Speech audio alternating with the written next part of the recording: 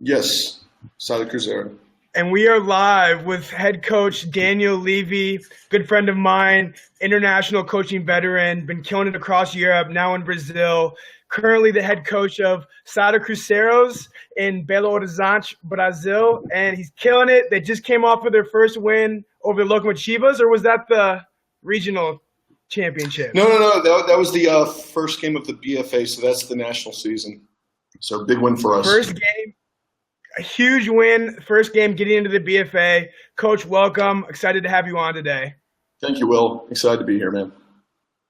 So what's going on? I want to start off by talking about the Sada Cruzeros organization. I had the chance to go down and visit the Locomotivas and the previous BH Eagles last year. Couldn't have been more impressed with football in Brazil. It's exploding. So talk about the Sada Cruzeros, maybe the transition from BH Eagles to the organization and everything you've been up to this offseason. Sure. So when I came to this team last year in September, it was the BH Eagles, and they were playing in the Liga Nacional, which is Brazil's second division.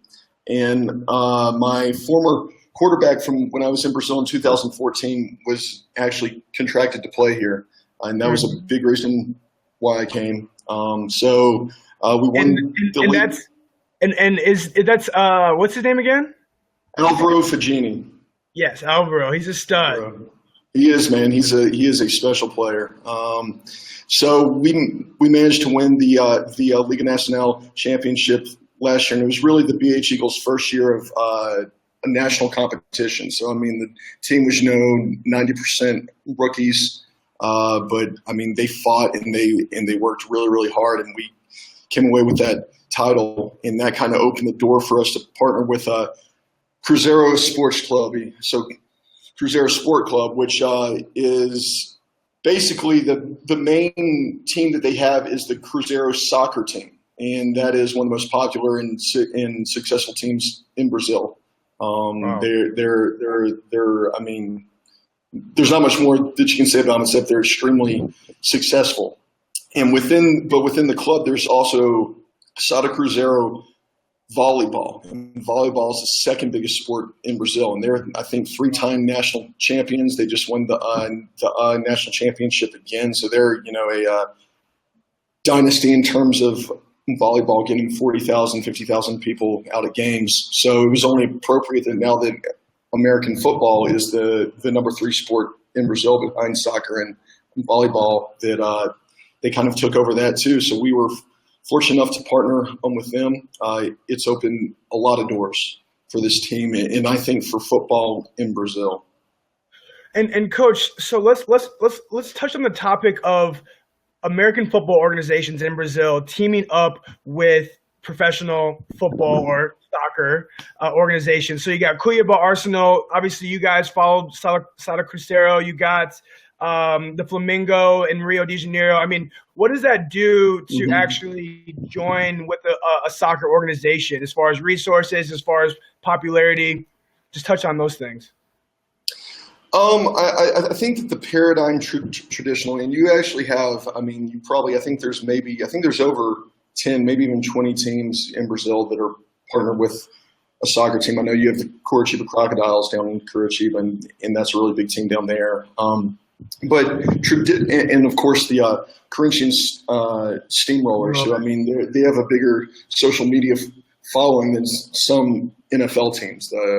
The American football team does. And that's a fact. For all you watching, go to Corinthians Steamrollers Facebook page, and it's several million. Several million. It's like maybe 3 million or 2 million. I mean, they've got, I think it's like more followers than 5 or 6 NFL teams. It's absurd. But we'll just to touch on, kind of dig further into that. The traditional paradigm, though, has been mostly, the only things that the teams in the American football teams really get from the soccer clubs is they get to use their name and their logo, and that helps pull in fans, and then they sell their American football jerseys, and they get some money from that. But there really hasn't been teams haven't been giving a lot of financial support because American football is young. So, if you talk about even 5 years ago, if you teamed up with a soccer team here, what's American football? Kind of like they're doing you a favor. And now the paradigm's starting to shift. So I think whenever there's partnerships now, business-minded people who are in charge of teams are demanding more, and they're able to have more leverage in that aspect. Excellent. Now, you coached for several years in Europe, did an excellent job. I want to talk about, your decision to actually coach international in the first place. I know you coached at Alfred State. We've got some similar context there with Coach Dotson, Coach Spencer. Talk about going from coaching at a Division III college in the U.S. to really trying to more heavily pursue this international career. Well, I mean, my international career actually started before my college career. I actually discovered American football abroad while I was studying abroad in Ireland in 2005, and I played 3 seasons with the UL Vikings up there, and we kind of took them from being a team that was pretty bad to being the national championships or the national champions in 2007, and they went on to win a couple more. And then I played in Poland in 2008, and was kind of getting to that point where I thought maybe this wasn't a career. And I was out of football for 2 years. I worked in the defense industry in D.C., and I just missed football. So I went back and I started coaching high school in 2010. That's when I got my first head coaching job with the Kristiansand Gladiators in Norway. They were Division II at the time. We went up to Division I and made the championship in our first year in the top division, and that kind of just opened a lot of doors for me. And from there, I did my first stint in Brazil. Then I was back in Italy with the Ancona Dolphins. Then I got the offensive coordinator job at Alfred State in 2015. And from there, I went to the Warsaw Eagles. And then last September, I came here with the BH Eagles. And now they're known as Salto Cruzeiro, and here I am. and there you are. So as you alluded to earlier, Brazil is now has the third largest NFL following in the world, correct? Yep. So, coming from Europe to Brazil, just touch on the explosive growth, the love of the game there. Why is it is thriving in such a short amount of time? I think that the Brazilian people are, in general, they're very passionate. And I think everybody kind of knows that. And when it comes to sports, they're just rabid obsessed. So there's a huge difference with football players in Brazil than Europe, generally speaking, because in Brazil, people don't have a lot of expendable income. So these guys who, a lot of them are young guys. Don't have a lot of money to spend, but they spend it on football. They don't have a lot of free time either. Guys get up at 7 a.m., work till 5 or 6, and then they go to the gym for an hour, and then they go to school from 7 to 10. And then if you're practicing during the week, it starts at 10 and goes till midnight. So these guys, they have no free time during their days. And it's great now. I think one thing going on in Brazil, there's a market opening up for Brazilian players to become professional. We have, I think, 16 or 17 guys who they're professional. They just play football for us. And it's a huge advantage. And, maybe this is how the sport starts becoming truly professional, because the fans are there. The media following is there. There's 1,000 blogs. Brazilians are very active on social media. So the sport's kind of viral down here. And I think there's so much room to grow. It's really incredible. No doubt. And I had the opportunity to go to Brazil last year, but the thing that I noticed is that exactly what you just touched on, the promotion side of the sport, the social media, they have games in professional stadiums. I went to the Minas Bowl, 15,000 fans in an Olympic soccer stadium in Belo Horizonte. In a Mineral. Yeah. Yeah, Mineral Stadium. Yeah. And so, the level of football still isn't up to par with what it is in Europe in the top leagues. But, from what you've seen thus far, is it headed that direction? So I think there's a couple of issues there. I think that a lot of the challenges that Brazil faces in terms of development are logistical. It's a big country, so you get into the playoffs, you're talking about 20, 30-hour bus rides for teams to, play each other. So if you have an away game. So I think that's a factor. I think that there's, you have 300 teams in Brazil, but you're really only talking about maybe 10 of them actually really understand, football. And you've got a lot of guys who they love the sport. They buy their pads, they get a group together and they start trying to play. And they don't really, and there's not that access to information, in Germany, Austria, and Italy, football's been around for, 30 plus years. In Brazil, it's very, very young. They don't have the culture of bringing in import coaches. And I think that's very important for the development. A lot of teams bring in import players, and I think you need those too, but it's not, an import player's job. He can, mentor and he can help, but his job isn't to make 55 guys the best players that they can be. So I think in terms of development, there has to be more access to coaching and information. And Brazilian coaches are starting to study a lot more. Some of them are going abroad and going and kind of sitting in on training camp with universities. And my defensive coordinator here, Lex Braga, coached with me in Warsaw, and then he was with the Cineplex Blue Devils this year. And he's a Brazilian guy. So I mean, they're seeking the information. It's just the access has to be there. But I would say the top teams in Brazil can compete with the top teams in Europe because the athletes here are world class. In Europe, you don't get a lot of 4-5, 4-4, 4-3 guys. I mean, it's rare, that you get like a Moritz Boringer. But I mean, we've got Rafa de Cruz, we've got Victor Hugo. Like, these guys could play football anywhere. So I think the top teams can definitely compete with some of the best teams in Europe. Yeah, that's without a doubt. I had the chance to hang out with Megatron, Victor Hugo. You guys were able to pick them up. And so a couple of things I want to touch on what you just said. One, I couldn't agree more with you as far as just the information and the coaching knowledge.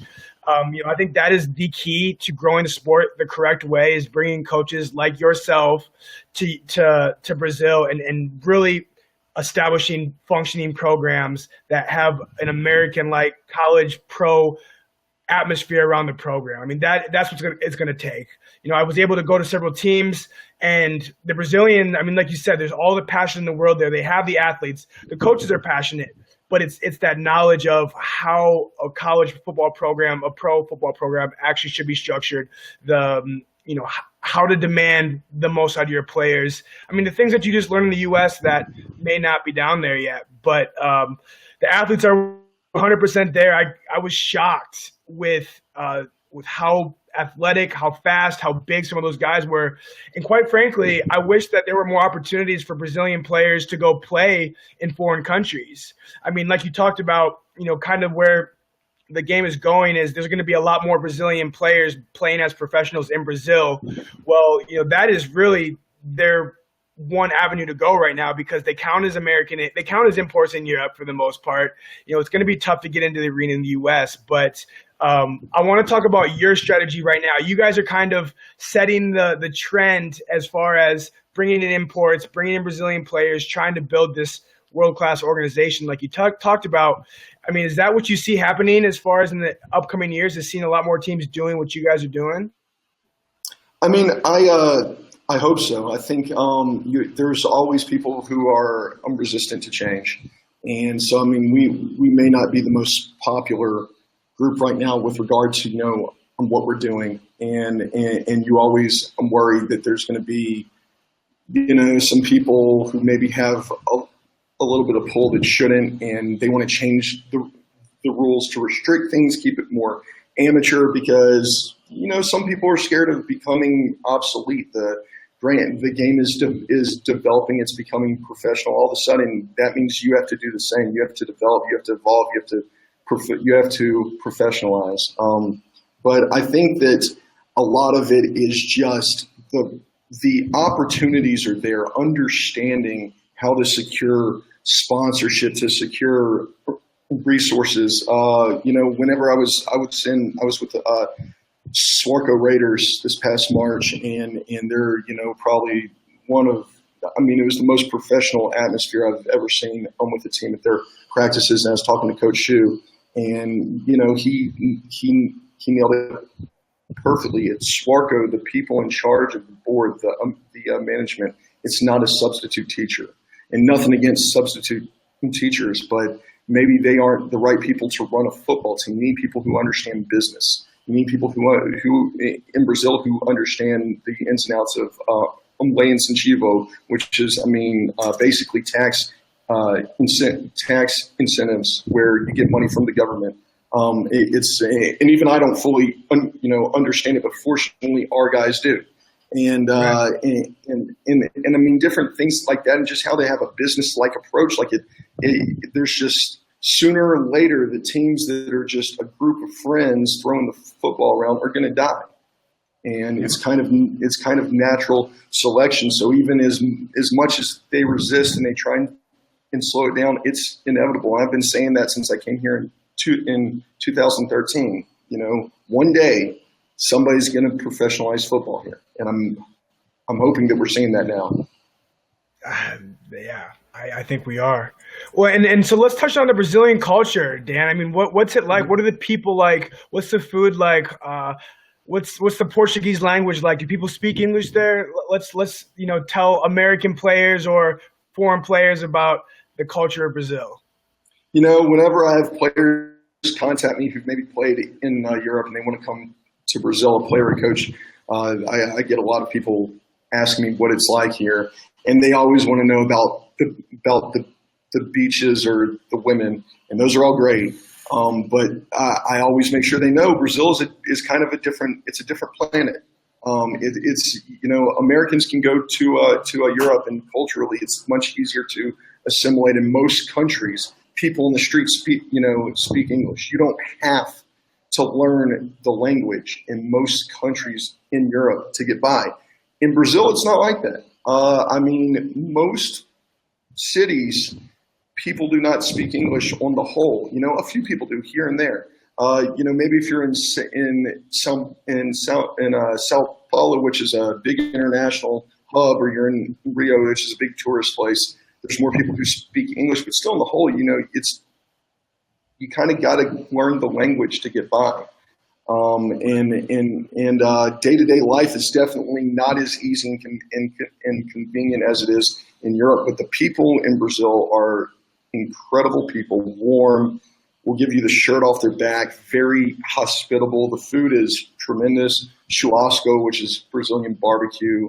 Here in Minas Gerais, it's kind of one of the cultural capitals, kind of known as the food capitals, kind of known as the breadbasket of Brazil. So, pão de queijo is something that they're very proud of here, and it's very good. And you can gain a lot of weight if you don't watch yourself in Brazil.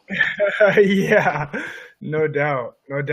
Well, yeah, I was able to go there last year, and I agree with everything that you just said. It's not Europe.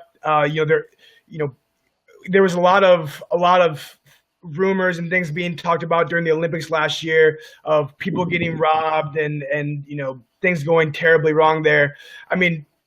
That stuff does exist, and I think that the media does popularize it more than it needs to be, but it is there. If you end up in a favela at times and you don't know anyone in the area, and you're a gringo, yeah. Yeah, and you're a gringo. You got a long reddish beard. Obvious gringo. I had the benefit because I look a little Brazilian with the hair. Yeah, I got a little tan. So yeah, you can pull it off. It's funny because when I'm in the South, people look a lot more like me. But really, but once it's very European down there. A lot of German and Italian influence. So you have a lot of blonde hair, blue eyed people down there. So that's the one place I can kind of blend in at times, but not too much. Yeah, no doubt. Well, and so let's touch on this season. What are the goals for your squad, for your team? Where do you guys stand in the BFA? And just touch on what it's going to take to reach those goals. So I mean, I can start with I've coached. There's been one other team where I started with them when they were in Division Two, and we moved up to Division One, and we made the final that year and lost. It's very, very difficult, and you see it. Germany, great, well-funded teams like the Samsung, the Universe, who have a lot of resources. They dominate Division Two, come up to Division One, and I mean they're out in the quarterfinals, or I think the Ingolstadt Dukes are the kind of team that's following that mold this year. So you see it all the time, and the point to take home is, it is very hard to have instant success. It's very hard to go to the next level. We've got a lot of still young, developing players on the team. We were fortunate enough to be able to bring in some of the top players in Brazil, but who also need coaching because they haven't had it. They're just very good athletes who played a long time and have great instincts to make plays, but they all need coaching. Our goal is to make the playoffs. We'd like to win our division and to compete for a championship. And I'm not shy about saying that, but I am also not shy that with letting my players know that it's essentially we have to climb Mount Everest. It's very difficult. There's great Chimbo Rex who are back-to-back champs, and they're on the level with a lot of teams in Europe, and they're very well coached. There's Flamengo, who were the vice champions the year before. There's the Patriotas, who Coach Mendes is probably maybe the best Brazilian coach. I mean, they're a great team. So I mean, we're with the big boys now, and we got to be prepared for that. But that remains our goal. So we just have a lot of work to do to get it done. That's excellent. Well, and Coach, as we start to wrap up here, I want to touch on, do you suggest to college coaches, high school coaches in the U.S. to come down to Brazil, to go to Europe, and to really invest in this international coaching career, per se? And what has it done for your life? So I think that, and this is always like I told you before, I kind of stopped coaching or stopped playing in coaching football overseas because I wasn't sure if it's a career, and now I feel like I've made it my career. So I do think that if it's what you're seeking, coaching internationally, not necessarily just in Brazil, but that's a career opportunity and not just a job vacation opportunity. As far as Brazil's concerned, I'm an advocate. I spoke at the AFCA to a room full of college coaches. You were there. About football in Brazil. I am a football Brazil evangelist. I want guys coming down here for camps to help these teams. I also think that the teams have a responsibility to one, open their mind to that, because I think too many teams still think, oh, we'll just get some really good players and then we'll have this young Brazilian guy kind of manage everything, and he has no access to mentorship. I think teams need to open their minds to bringing in American coaches, because you don't know what you don't know. Right. And actually probably the best coach to ever come out of Brazil, Brian Guzman, one of the things because he's at UD now, which is one of the top programs, or the top program in Mexico. One of the things he said to me was, I didn't know what I didn't know. And I think that maybe guys don't think that they need that. Oh, we don't need an American coach. You don't know how much you need one. But I think that teams have a responsibility to, one, open their minds to it. Environment. I would not recommend a coach come down here expecting something that he's not going to receive, whether it's salary, housing, situation, or really if he doesn't have a full picture of what life is like in Brazil. I think coaches need to do their research and have the personality type to be down here, because you have to be flexible. So I think it's important. I think it's got to be done the right way, because all it takes is, I think I'm the only import head coach here right now in Brazil. 300 teams, I think, maybe there's one or two others. But all it takes is one guy coming down and having a really bad experience to make it difficult for other teams to get guys. And I think that every team has a responsibility to make sure that that doesn't happen. But absolutely, I want coaches to come down here. I think that what is happening with the sport here is incredible. And the growth is a force of nature. It's going to happen no matter what, because people love football down here. The NFL's on. They're broadcasting 7 or 8 games a week on basic cable. So the growth is going to happen. The development is going to take effort, and that 100% takes coaches. Without a doubt. Well, that's excellent to hear, Dan, and you've been such an ambassador for the game of football, and we need more guys like you coaching across the globe, because unfortunately I think that there are a lot of instances where guys are brought in just because of the lack of supply of quality coaches. And so I want to say thank you for that. It's been fun watching you ever since we met, last year when you were in Poland, and to where you're at today, leading one of the top teams in Brazil. It's exciting to see. And so I want to end the interview with you talking about your personal coaching goals. What kind of legacy do you want to leave on the sport in Brazil and Europe, and really just in general? I'm 33 years old now, and my goal is to find a team where I can build, and really create something, and find a home somewhere. It's very important, because whenever you're in your 20s, and I did start to coach young, it's kind of, you're okay with this is an adventure. I'm going to go here. I'm going to live in Italy for 6 months. I'm going to coach football. It's going to be free. It's going to be awesome. And then I'm going to go somewhere else after that. And after a while, you get tired of living out of a suitcase. But it is very hard to find that program where either it is up to your standards, or you have a management team that listens and is willing to get there. I would love for that to be here. I can say that this group of players and the coaching staff that we're now assembling, because we didn't have one last year, but we're assembling one now, is one of my favorite groups I've ever coached or worked with anywhere. Their dedication is just amazing, unbeatable. On the management side, they're learning, and this is still kind of a work in progress. But with a group that you've invested in that much, you don't want to just leave. But my contract does end,